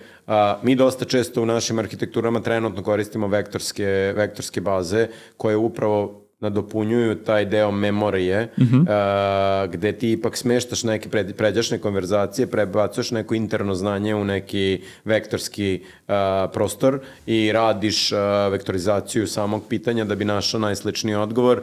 I ja mislim da se javlja neki novi stack za razvoj ovih aplikacija. Sada, skoro sam čitao Pineconov neki blog gde su izbacili neke 2-3 strategije kako taj retrieval augmented generation može da učiniš mnogo preciznijim, gde se ubacuju neki confidence tokeni u sam, pa onda i kontekstno rešavaš da ako nije taj confidence token ispunjen u određenom procentu, ti pitaš dodatno pitanje, refinuješ odgovor. Tako da mislim da se zanimljive stvari dešava. Ja mislim isto da će neka vrsta korpusa, language korpusa morati da postoji kao komponenta sistema. Mislim, da, to je definitivno pobedilo trenutno kao paradigma za pravljenje praktičnih aplikacija danas, ali kao ne verujem da će to da bude previše paradigma koja će dugo da živi. Jer šta nema smisla meni u celoj toj paradigmi jeste ti uzmeš pitanje i onda ga embeduješ, dobiješ neku reprezentaciju i onda odeš tamo neku vektorsku bazu i tražiš gde su ti, kao radiš neki approximation, KNN search i tražiš neke najsličnije paragrafe tamo. Ali zašto to nije u large language modelu? Mislim, ima više problema. Prvi problem je što nemaš continual learning. Imaš zakucan tamo neki dataset korpus i šta ako taj tvoj odgovor nije tu, završio si. Nemaš neki način da model bude, zato mi se sviđa, ne znam, function calling, ili kada model ima pristup internetu. To je već cool. To mogu da zamislim mnogo dalje dogura, nego da ti sad imaš ovako. Ja razumem da ovo trenutno rešava razne neki probleme u ekonomiji, što je super. Ali sad više ga vidim kao neki privremeni tranzitni korak, nego kao krajnja stvar. Jer Da, i ako kontekst u stvari raste, ti ćeš moći 1000 knjiga da staviš unutra ili neko interno svoje znanje i onda se možda potencijalno vektorska baza sklanja. Ali mi ga recimo koristimo i mislim da je za to dobar kao caching layer i dodali smo human in the loop. U suštini često nam klijenti traže da imaju, jer trust kod AI sistema je dosta veliki problem kod nekoga ko hoće da napravi AI sistem. To je neki black box, ja ne znam šta to radi, da li će mi ovako, da li će mi onako, i onda ti kada u stvari pružiš neki administrativni interfejs gde ti da large language model ili large language model u kombinaciji sa vektorskom ili šta god, sugeriše odgovor za početak i ti propuštaš taj odgovor na neki način, edituješ ga, radiš bilo šta, da bi prešao na automatiku tokom vremena. Mislim da je to dosta dobar način da počneš, ali onda imaš i continuous learning, zato što ti imaš te akcije čoveka koji je gatekeeper u Human in the Loop delu, da snimaš u bazu. A onda možda i imaš continuous learning. Ok. Da, slažem se s tom za interpretabilnost je baš značajna. Jer ti ako imaš model koji može kaže, ej, kako sam došao do odgovora ovog jeste, evo ti kako sam radio scoring preko ovih ovde parčića teksta u ovoj bazi koju ti si mi dao i kao mislim da su ovi najbitniji i ti kao čovjek možda pogledaš, ovo je zapravo relevantan paragraf za ovo pitanje i kao, ok, vidim referencu, tako da ima smisla to što si taj prvi video rekao. Za continue learning baš malo ima researcha na tu stranu. Mislim, ima dosta kao u apsolutnim brojevima, ali kao relativno kad pogledaš šta se ljudi fokusiraju, dosta se malo na to fokusira. Teško je. I dalje imaš ono knowledge cut-off. I dalje imaš, jer kao, kako ti sad uzmeš model koji ima 1,8 navodno triliona parametra poput GPT-4, da ga razumeš. I pa ne samo to je ono kao, mislim da to uopšte nije ni pitanje, jer kao što ljude ne razumemo i ljudi su black box, nego kako ga dotreniraš na real time bazi. Da. Drugo je kad ti pokreneš još jedan model run za 6 mjeseci ili 3 mjeseca, ali to nije real time. A informacije se stalno menjaju. Sad kako ćeš da integrišeš, tu sad ima Elon Musk malo sa XAI-om, pokušavaju Twitter da iskoriste efektivno kao bazu podataka, real time baza podataka i da odatle vadiš relevantne tweetove, informacije i da to embeduješ na neki način, neki reg možda može bude ili šta god, da bi mogao real time da odgovara na pitanje koje ti imaš. Jer ti kad uradiš fine tuning, taj fine tuning traje, a ti si već izgubio friške informacije. To je ono što je, ko je rekao, Bloomberg je izbacio svoj AI model koji je finansijski, jer tako je AI model, ali oni da bi konstantno imali najsvežije informacije, ali tako moraju da retreniraju, a retreniranje traje, što znači da će konstantno kasniti za informacijama ili moraju nekako da ga izbace na internet, a da on razume kontekst, a da friške informacije kupi od negde drugde. Ili samo prosto više GPU-a. Ako imaš, pazi, u slučaju da imaš beskonačno GPU-a, to nije problem, samo konstantno neka instanca se stalno trenira na inkrementalno nekom podatku. Mislim, pitanje je da li je to pravi način. Pitanje je kako ljudi rade. Jer ti sigurno ne radiš tako što si kao do, 15. godine si razvio kao svoju inteligenciju i svoje znanje i onda sad sve ostalo, kad te neko pita pitanje, ti moraš doći na Google da nađeš parče informacije da bi odgovorio. Kao, ipak ti konstantno integrišeš informacije. Imaš taj continuous learning. A znaš što je zanimljivo? Mi selektujemo informacije. Ja mislim da ti imaš konstantan kapacitet koji se negde izađe nešto da bi nešto ušlo ili negde nešto gurneš u neku memoriju koju ne možeš ni da nađeš pa se odjednom podigne. Sad ovde kad idemo na više parametara mi samo dodajemo. I pitanje je da li je to dobro, je li tako?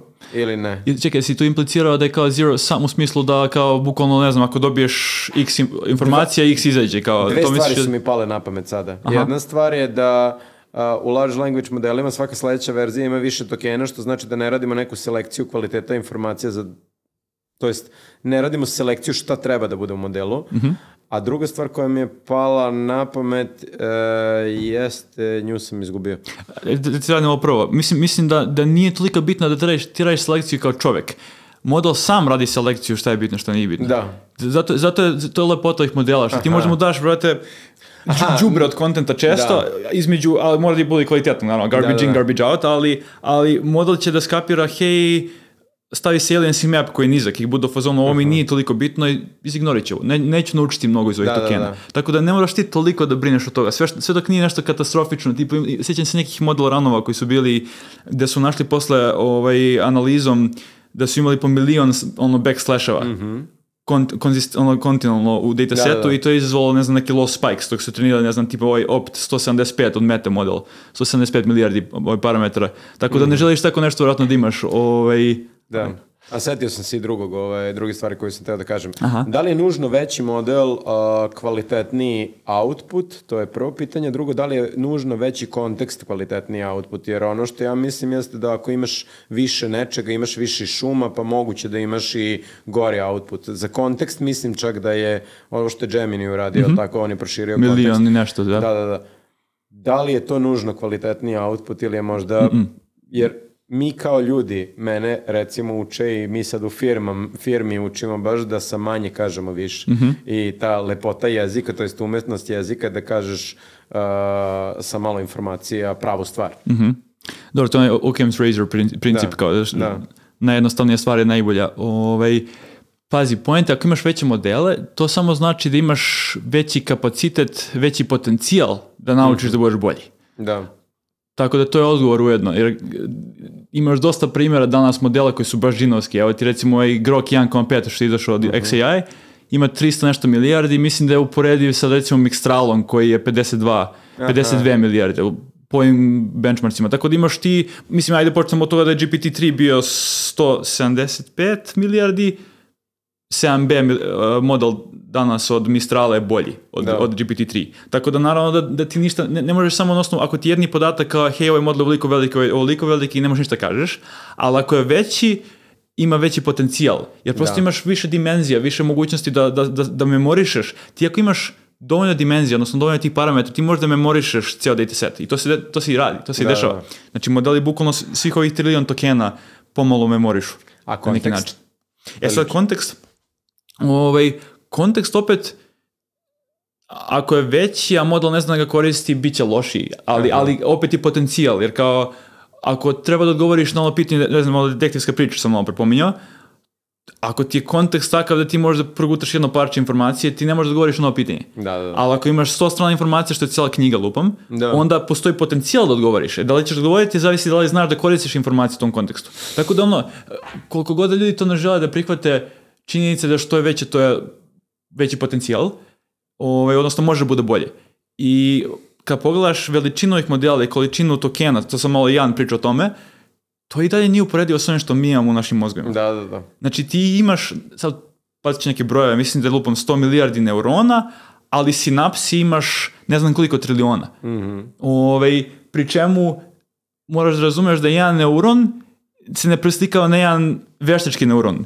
Jer kad su radili modeling, čitao sam neke papere gde su radili, pokušavaš da izmodeliraš jedan neuron i pravili su zapravo te multi-layer perceptron, MLP, te mreže od 7-8 slojeva gde bi uspjeli da simuliraju jedan neuron. Što znači da sad uzmi sve broje koje sam malo prerekao, znači trilion sinapsi i pomnožiš to s nekim velikim koeficijentom K i to je zapravo koliko parametra mi treba da imamo u neuronskoj mreži da bismo samo bili on pair, kao uporedivi s ljudima. I druga stvar, nije samo pitanje broja, pitanje strukture. Zato je bitno koja je arhitektura, a ljudski mozak, ono što ljudi opet uzimaju u računicu jeste da je ljudski mozak artefakt koji je nastao posle milijardi godina evolucije. I tu je mnogo podataka koje je odrađeno za nas. Mi smo na neki način pre-trained modeli. Ti kad si mali, ti si pre-trained base model i onda kako odrastaš ti radiš fine tuning i radiš RLHF, odnosno kapiraš šta je socijalno prihvatljivo, šta nije i polako se ka tome uvodiš u neki kalup gdje je postao deo društva. To je sad neki način da objasniš čoveka pomoću onoga što trenutno ima tehnologije i vjerojatno nije tačno objašnjenje jer kroz istoriju su ljudi poredili šta god je trenutno state of the art. Poredili su bili sa Babbageovom mašinom, analognim kompjuterom, kako radi mozak, kao da imaš klipove itd. Vjerojatno nije tačno objašnjenje, ali prilično se lepo mapira na kako ja vidim ljude i kako ovi sistemi rade. Tako da je baš uzbudljivo vreme. Ja ovdje imamo u stvari jedno mišljenje. Dosta se s ljudima, mi u firmi imamo onih konvencionalnih software inženjera koji dalje vole da kodiraju i tako dalje i tako dalje. Mi smo sada jedan od ciljeva smo stavili kao AI literacy, data literacy, da se edukuju kako se ovo sve menja. Jer ja mislim da se menja paradigma. I zapravo imam jedan možda zaključak kako si ovo sve pričao, moj sad se stvorio, razmišljam dosta o njemu. Ti u stvari praviš potencijalno dobre inženjere za pravljenje softvera ili za retrieval bilo kojih informacija, a mislim da ćemo i dalje mi tu trebati da budemo treneri. Jer ti potencijalno imaš neoblikovane Michael Jordane ispred sebe i ti ćeš i dalje morati da uradiš taj trade-off, koliko konteksta, šta da ubaciš, kako ovo, kako ono, koliko... Imam utisak da ćemo biti, da će se naš posao software inženjera svesti na korišćenje svih tih alata, agenata i tako dalje i treniranje njih i pravljenje jednog tima koji će da uradi određeni zadatak. Odnosno ljudi kao menadžeri, orkestratori, a ne ono da moraš budeš implementation detail. Kao što je ono u programiranju, ali tako imaš ono declarative programming i imaš ono imperative, da u imperativu moraš specificiraš svaki ono for loop, a vam kažeš isfiltriraj mi ovaj niz za ovaj prediktor. Razumiješ šta pričaš? Sad, moj odgovor bi tu bio, zavisi od horizonta. O kom vremenskom intervalu mi pričamo. Slažem se s tom da će modeli ovi biti mnogo više kopiloti, odnosno to što si ti objasnio u narednih recimo pa nekoliko godina. Ali kada dođeš do superinteligencije, ja mislim da ne postoji ništa metafizički oko superinteligencije. Mislim da je to nešto možemo da napravimo kao engineering artifact. Stvari se onda malo menjaju. Jer onda postoji šansa da ti modeli upravi, ne kontroliš, ali delegiraju stvari ljudima. Ja ne vidim situaciju u kojoj mi zauvek ostanemo kao ono biološki overlord i kao mi delegiramo njima taskove. Ja se slažem da je to narednih godina apsolutno, bio bi science fiction i ono kao ja bi gaslightovao ljude ako bi rekao da će bude za godinu dve. A pazi, za 10 godina all bets are off. Stvarno. Ja pričam o ovome što mogu da vidim. Ja ovo što, mislim, imam neku ideju o daljoj budućnosti, ali ovo u bližoj budućnosti mislim da stvarno orkestratori novih alata, tu će i dalje biti jedna velika uloga ljudi. Mislim da to neko razumevanje šta treba rešiti kao problem. Ja sam recimo to je meni dosta onako jaka vizija da product development, kad pričamo o software industriji, product understanding, product engineering, razumevanje koji problem rešavamo i šta rešavamo, mislim da je to da sam software inženjer koji završava faks, pokušao bi taj skill da uhvatim. Product understanding and business understanding. A tehnologiju bi uzimo kao trenutno je ovo to, ali će se promenuti za 6 meseci, promenuti za godinu dana i jebi ga, to će napredovati. Slažem se i imam i argumente s obe strane, ali i dalje definitivno mislim, ne treba ljudi padaju pod ono kao kodiranje će biti, ne znam, automatizovano za toliko godina, nemoj da uči više programiranje. Problem je što može se promijeniti forma programiranja. Možda će bude ono English is the hardest programming language, kao što jeste trenutno. Ali dalje to ne znači da ti ne koristiš iste apstraktne ideje i koncepte. I to treba, ne znam, algoritmni strukture podataka će da budu bitni i kada budeš imao, razumeš, takve sisteme, jer to uči da razmišljaš i da budeš problem solver. Tako je dosta apstraktno i samim tim se ne hvata za trenutnu implementaciju tehnologije. To ono što ti pričaš. Ne treba se uhvatiti za trenutnu implementaciju, nego treba te neke high level osobine razviti. Bilo to, hej, jel razumeš zapravo ono što ova kompanija, šta njima treba, kao šta je proizvod koji njima rešava njihov problem. I kao pošto su oni ljudi, na kraju dana možda napraviš argument kao da neki drugi čovek će možda biti bolji od toga. Ali ja se toga plašim da možda nije tako, jer imaš kroz istoriju veštačke inteligencije imaš primjere, AlphaGo je odličan primjer.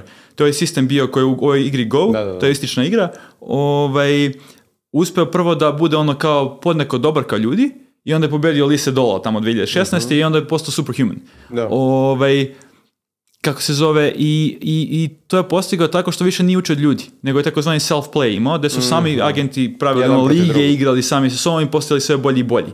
I iz te strane nije nemoguće zamisliš da ako taj sistem može da obzervira podatke o milijardima ljudi i da razume njihove persone, koju ti ima šansu da bolje razumeš čoveka od takvog sistema? Ja nisam, bio bih lažao ako bih sad razumeš, sa samopouzdanjem rekao ne, sigurno će ljudi uvek da ostanu. Nisam siguran, mislim će to biti pitanje koje će u budućnosti biti itekako bitno, jer ovo delo je kao da je sledeći evolutivni korak u budućnosti čoveka i sada kako se mi s time ponašamo, da li idemo, sad imaš razne, imaš post-humanist future, imaš transhumanist, da li se kombinuješ s njima, da li neki ljudi ostanu amiš, kao ideš kao skroz u prirodu, dok drugi budu integrisani, što je sad malo već science fiction i malo dalje. Ja se potpuno slažem s tom, jer ja mislim da se mnogo parametara tu, mislim da je AI samo jedan od stvari koja se dešava, jer mi smo u burnoutu, previše radimo, u kapitalizmu smo, nemamo vremena za sebe i tako dalje, i tako dalje. Možda je baš sledeći tehnološki skok u stvari rešenje nekih od ovih problema. Ajde samo da možda za kraj se vratimo na tebe. Mene zanima, pomenuo se YouGoGPT s ovih krajeva, manje više svi znamo za njega, mislim da si uradio odličan marketing i da je onako dosta ljudi u zajednici znaju za njega. Runa AI je kompanija koja stoji iza YouGoGPT-a. Šta su ti razmišljenja, sledeći koraci, šta želiš da uradiš u svojoj, sad ovoj novoj preduzetničkoj karijeri, jel tako, ti si završio sa DeepMindom, napravio si par inicijativa, napravio si Jugo GPT i Runa AI, šta ti je cilj, šta ti je... Pa pazi, trenutno sam u takozvanoj pre-PMF fazi startupa, odnosno pre product market fita, gde još tražim zapravo šta ja želim. Ja sam skapirao, prvo, mislim da je dobra ideja da neko treba i to će možda biti ja i moj startup, da bude kompanija koja pravi moćne sisteme za ne engleske, za sve jezike koje sam rekao, da su kao, ne baš skroz nezastupljeni, ali malo manje zastupljeni, s tako izrazim, i da pravljanje takvih sistema je vredno, ekonomski.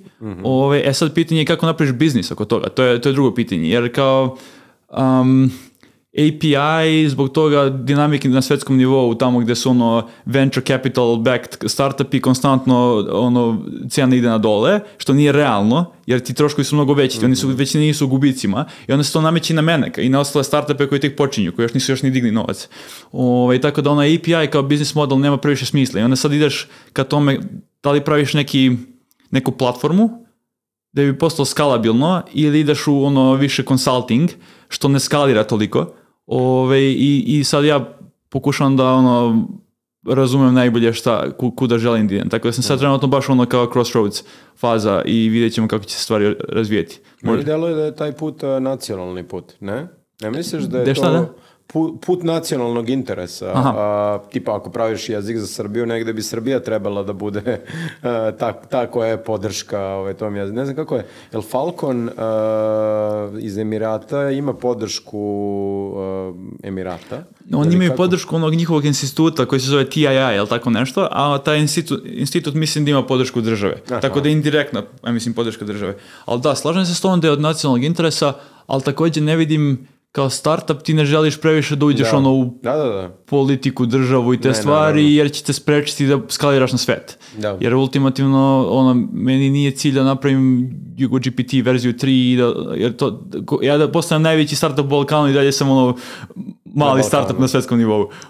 A meni to nije cilj. Meni je cilj stvarno da napravim nešto od globalnog interesa većini ljudi i ovo je bio samo početak i neko moje istraživanje da razumem koliko ljudi žele ovo. To smo pričali bili pre podcasta, kao većina preduzeća i enterprise i kompanija su FOMO moment, hoće da probaju, ali ne znam ja tačno šta tu. Trenutno smo u toj fazi, da. I uglavnom se zasniva, skoro sve aplikacije koje sam ja do sad dobio kao requestovi od kompanija su bili, treba mi neki asistent da priča sa ovim podacima. To je toliko kao, razumem, ali toliko dosadan use case, ali to je sve što vide i što vide kao način kako da iskoriste ove modele trenutno. Imamo neke podatke, bilo to pravni, legalni podaci, šta god, daj mi neki LLM i da može da odgovara na pitanje i to je to. I što se ispostavi, što sam pričao sa raznim ljudima, jeste da oni misle da to žele i onda naprave i često te kompanije na kraju jako malo koriste, te asistenti interno i to onda izumre. Jer je to novi alat. Izumre, da. Da, ima taj use case talk to my data, a pojavljuje se sad i novi use case agent, koji daš mu zadatak, on treba da uradi zadatak na osnovu nekog znanja, tipa napiši mi ponudu za ovu kompaniju naspram prethodnih 500 ponuda koje sam ti ubacio u neki knowledge base. Da, tipa ako si vidio Devin, skoro što je izašao, to je baš taj primer u domenu softwareskog inženjerstva. Znači, evo, idi reši mi, ne znam, ovaj task, napravi mi website sa tim detaljima i on kao sad ode i terira i napravi. To je malo zanimljiviji use case od ovog talk. To je jako zanimljiv use case. To je jako zanimljiv use case, ali šta je tu problem? Problem je što sam ja pokušao volim da radim teške stvari. Teške stvari me privlače i šta se ispostavlja jeste da LLM-ovi su sve komoditizovani, jel tako? I onda sve se svodi neko na aplikativni sloj. Da samo koristiš ovo kao artefakte moćne i ti razviješ, ti si na kraju dana tu kao neki web dizajner, više software inženjer, nego bilo šta ja pokušam i onda postoji malo taj trade-off, ja mogu da napravim neki uspješan biznis, ali idealno hoću da alignujem da bude kao sa mojim interesima i da bude alignovan s time da ja stalno učim i da radim nešto što me interesuje i da to bude također potencijal da bude veliko. Tako da ima tu dosta faktori, varijabli koje moraš da kombinuješ i onda moram možda bude malo sporiji u jednom periodu da ne bi ušao u neki lokalni optimum. Jer tražim taj globalni optimum i onda kao moram, što god, ne postoji globalni optimum, ali kao malo bolji optimum. Tako da eto. Pa super, sretno na preduzetničkom putu, ali ima nešto što te nisam pitao da si hteo da podeliš sa DataMind zajednicom? Pa ne znam. Koja je publika za početak? Ko vas najviše sluša? Ne znam. Komentarišite dole pa da znamo. Ajde da čujemo. Mislim, ljudi me često pitaju, jer kako sam rekao, sam samo edukovan i sve to, imao sam skroz neki nezavisan svoj kurikulum koji sam napravio i uglavnom je pitanje kako to da napraviš, kako da znaš da li idem PhD rutom ili da ne idem, da sam se edukujem, kao tu nema nekog dobrog odgovora, moraš da poznaš sebe. Stvarno je, suština je da li ti dobro operišeš bez supervizije. Da. Ja recimo sam jedna od takvih osoba. Meni ne treba niko da mi stane na glavom da mi kaže taj task. Ja volim sam sebi da napravim program plan i da idem negde. Ali ako nemaš to, ako ti treba da imaš tu strukturu, onda je sigurno bolje da ideš u neko, ne znam, Stanford, MIT, PhD, šta god, nešto što je ipak strukturirano environment koliko toliko. To je neki FAQ koji znam ljudi često pitaju, pa eto to da kažem ukratko, ali... To sam sa dosta gostiju baš i pričao i moje neko mišljenje je da često ti nisi dovoljno samosvestan na početku svoje karijere da bi znao baš šta tebi prija. I ja volim to razmišljenje, kreni široko, sedi u jednu firmu, drugu firmu, veću korporaciju, mlađi startup i tako dalje, izgradi neko svoje mišljenje. Kada misliš da znaš šta je to, suzi i pokušaj da daš sve od sebe u tom uskom delu što misliš da ti treba, ako je to izgradnja startupa ili nešto tako, probaj to. I mislim, dugačak je život, tehnologija brzo ide, mi možemo svaki put da se ponovo izmislimo. Tako da, ako čak i u tom shvatanju nakon širine da ti je nešto prija, vidiš da ti ne prija, mislim da ljudi ne treba da budu ne treba da ok je promeniti se. Mi, hvala Bogu, teku imamo trenutno takvu laku situaciju da možemo da se pomenu. Apsolutno. Mislim, ono što je zanimljivo, to što si rekao jeste, imaš čitavu oblast AI, reinforcement learning, i baš imaš taj osnovni trade-off jeste exploration versus exploitation. I kao kada radiš istraživanje, kada konvergiraš. I kao pokazuje se, mislim, za neke tipove environmenta da je optimalno upravo to da kreneš široko, da napraviš skeleton, da razumeš sistem i onda nađeš nešto interesuje, onda zabodeš tu i postaneš ekspert dubok. I to sam ja u principu i radio, kao prvo breadth first search, inženjerski termini, pa onda depth first search. Super, I mislim da je okej strategija, ali nije najbolja strategija svakoga. Jer Đoković i Einstein i pola njih nisu imali priliku da budu, ja sam sad probao, Đoković 7, probao sam sve i sad sam izabrao tenis. Ne, kao neki ljudi prosto odu ka nečemu, možda je to kontekst roditelja, možda zbog ovog i onoga, i to je skroz okej. Lepota, evolutivna ta je da svako ima neki svoj drugačiji pristup. I tenis i skijanje. I tenis. I skijanje, bilo je skijanje, nije? Okej, baš samo je rano široko. To prvo sa 6-7 godina. Da, mislim, šta znam, ne postoji tačan odgovor. To je lepota. Jeste. Super. Ništa, hvala ti što si bio s nama. Meni je bila odlična epizoda. Nadam se da je i tebi bila. Jeste. Sretno sa Runa AI-em. Sretno sa, nismo stigli ni da popričamo o ovom YouTube, kako se zove? The AI Epiphany. Epiphany jeste, to je meni bilo zanimljivo, volim podcast gledam, pa mi je bio zanimljiv za to. Tako da, sretno dalje u karijeri, pa hvala puno. Vidimo se. Hvala.